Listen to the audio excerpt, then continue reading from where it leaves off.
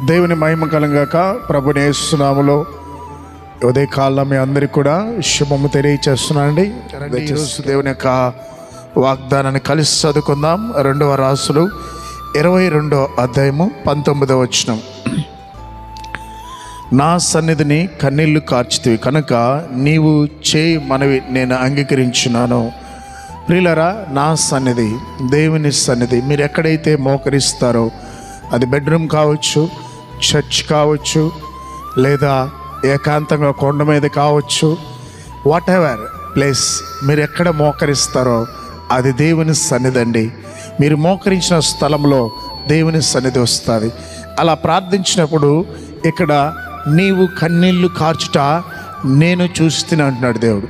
ప్రియులారా, దేవుడు పరలోకం నుంచి, ఆకాశం నుంచి ప్రతిదీ గమనిస్తూ ఉంటాడు.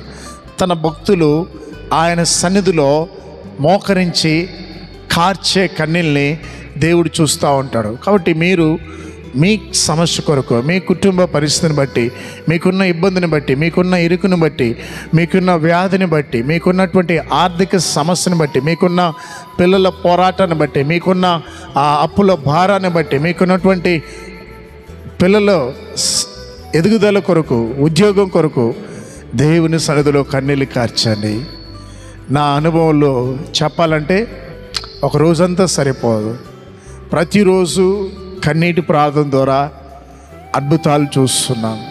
ప్రతిరోజు కనుక దేవుడు కన్నీటి ప్రార్థనకి త్వరగా జవాబిస్తాడు. కాబట్టి ఈ మాటలు వింటున్న మీరందరూ కూడా, మీరు ఏ స్థితిలో ఉన్నా కూడా దేవుని సన్నిధిలో కన్నీళ్ళు కార్చండి. ఏ గర్భఫలం లేని బిడ్డలు దేవుని సన్నిధిలో పట్టుదలగా కన్నీటితో ప్రార్థించండి. ఎదుగో ఉద్యోగం లేని బిడ్డలు దేవుని సన్నిధిలో కన్నీటితో ప్రార్థించండి. ఎదుగో అప్పులు ఊబిలో కురుకుపోయిన బిడ్డలరా, మీ అప్పుల నుంచి తొలగిపోవాలని, విడుదల పొందాలని కన్నీటితో ప్రార్థించండి. నా యేసయ్య నీ కన్నీళ్ళు చూసి నీకున్న సమస్యని తీర్చే దేవుడని. భయపడవద్దండి. ఒకవేళ నువ్వు అనుకోవచ్చు, నాకంటూ ఎవరు లేరా, నా బాధను తీర్చేవాళ్ళు లేరా, నన్ను అర్థం చేసుకునేవారు లేరా, నా పక్షాన ఉండేవారు లేరా? ఉన్నారండి. నేను ప్రకటిస్తున్న జీవము గల యేసయ్య నీ కన్నీళ్లు తొడడానికి సిద్ధంగా ఉన్నాడు. బట్టి మీ ప్రార్థనలో కన్నీళ్ళు కార్చని ప్రార్థించేద్దాం.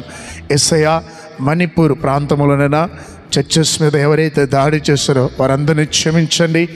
ఆ ప్రాంతంలో నా దైవ సేవకులకి, క్రైస్తవులకి మీరు తోడునండి.